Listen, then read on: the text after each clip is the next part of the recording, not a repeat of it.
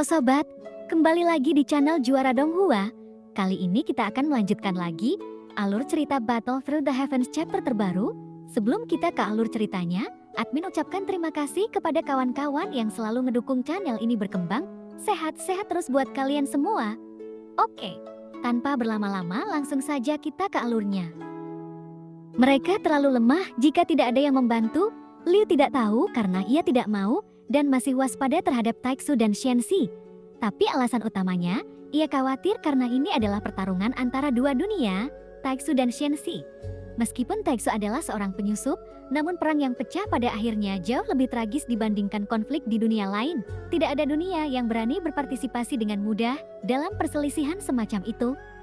Lagi pula, satu gerakan ceroboh bisa menyebabkan masalah besar. Keheningan di sekitar tampaknya membuat Liu sedikit malu. Tapi kemudian dia tidak berbicara lagi dan tetap diam. Bayangan hitam yang dikatakan Liu pernah melihatnya sekali di dunia Taixu kali ini. Namun Liu tidak tahu apakah itu sama. Setelah Liu menyelesaikan pidatonya, suara Qi keluar perlahan. Begitu pernyataan ini keluar, hal ini membuat pupil mata Xiaoyan sedikit mengecil. Taixu saat ini sedang menjalani perbaikan besar-besaran. Bisa dikatakan ribuan pasukan siap berangkat.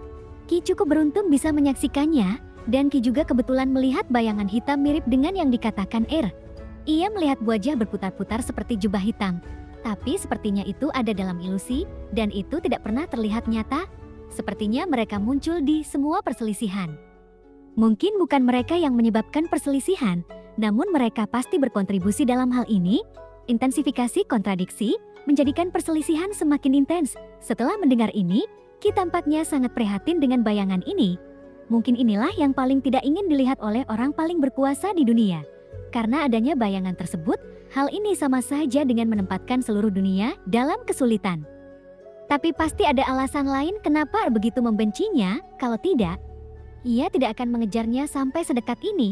Berbicara tentang bayangan gelap ini, ingat baik-baik, saat Qi melakukan perjalanan melalui dunia ini, ia tidak menyadarinya sebelumnya. Tapi pikirkanlah sekarang, aku hanya pernah melihat wajah Uzumaki itu beberapa kali. Qi terus melanjutkan perkataannya.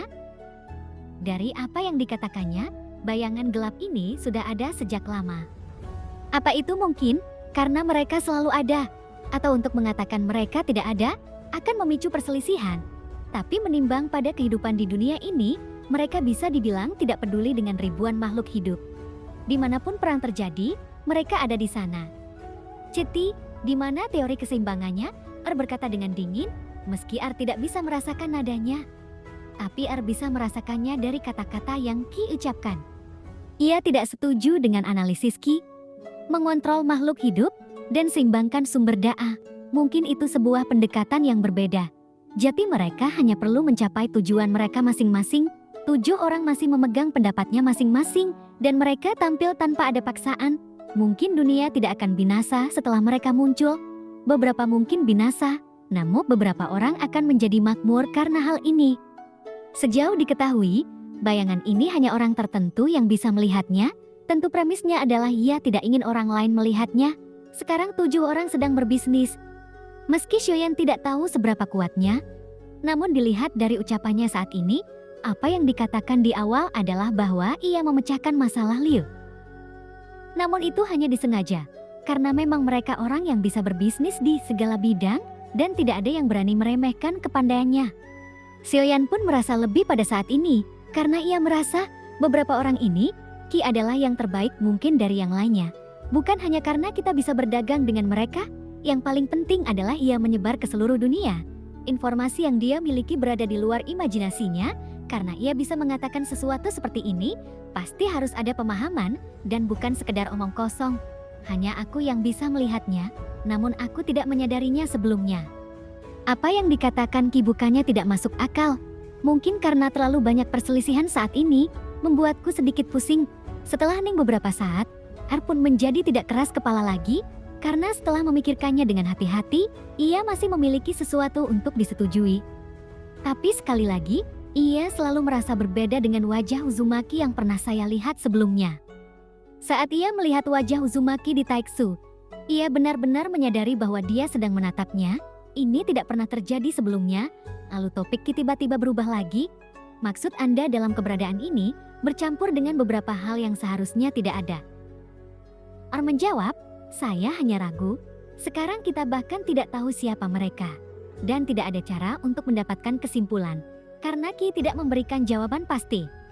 Kalau begitu saya akan terus menyelidikinya dan melihat kekuatan macam apa yang menimbulkan badai. Kemudian Xiaoyan tidak berbicara. Ia mendengarkan saja baik-baik percakapan di antara mereka. Memikirkan hati biru Tianran Mansion, mungkin itu ada hubungannya dengan kekuatan ini. Dengan dukungan kekuatan ini, 10 raja spiritual dari istana Tianran mengandalkan tubuh abadi mereka sendiri yang menyebabkan banyak masalah bagi Shenxi.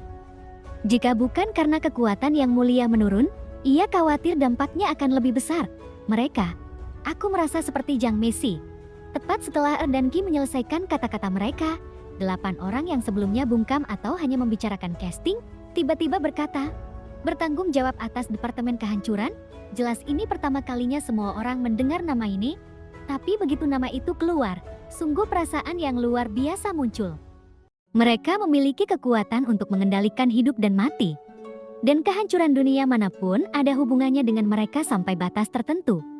Saya hanya tahu nama ini, adapun lebih detailnya, aku juga tidak tahu. Saya hanya ingin mendengarkan penjelasan Anda, mengapa sangat mirip dengan mereka? Ucap Bapelan, meskipun namanya diberikan, namun pemahamannya hanya sebagian dan tidak dapat memberikan informasi yang lebih tepat. Senang rasanya mengetahui namanya.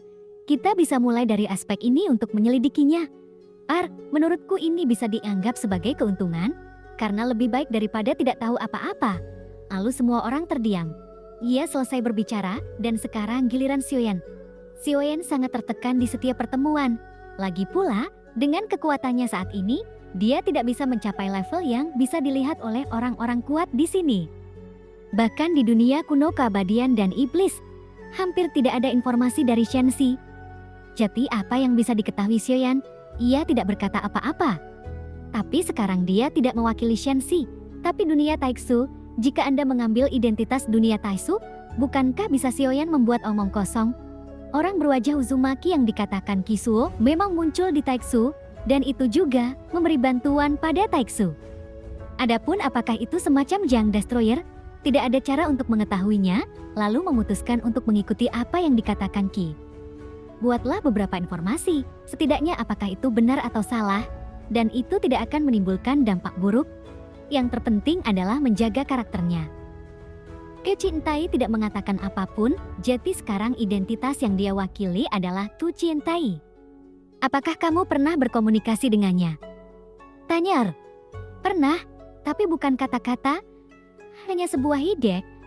Agar adil terhadap Anda, sekarang saya bukan lagi pemimpin Taixu, jadi tidak banyak yang diketahui. Kata-kata Xiaoyan mengungkap identitasnya. Jika semua orang di Kios adalah pembangkit tenaga listrik teratas di setiap dunia, maka Anda tahu lebih banyak atau lebih sedikit tentang dunia lain. Meski tidak disebutkan secara eksplisit, tapi aku seharusnya cukup tahu untuk menebaknya. Mengikuti kata-kata Xiaoyan, Liu tidak bisa duduk diam. Sepertinya Taixu juga telah melakukan kontak dengan kekuatan yang tidak terduga. Bisakah Anda ceritakan lebih banyak tentang hal itu? Bantuan apa yang diberikannya pada Taixu? Liu berbicara. Itu mempertanyakan Xiaoyan, hubungan antara kamu dan aku sekarang, tentu saja. Tidak nyaman jika rahasia seperti itu terungkap. Aku sangat menyesal. Xiaoyan langsung menolak. Alasannya terdengar sangat masuk akal.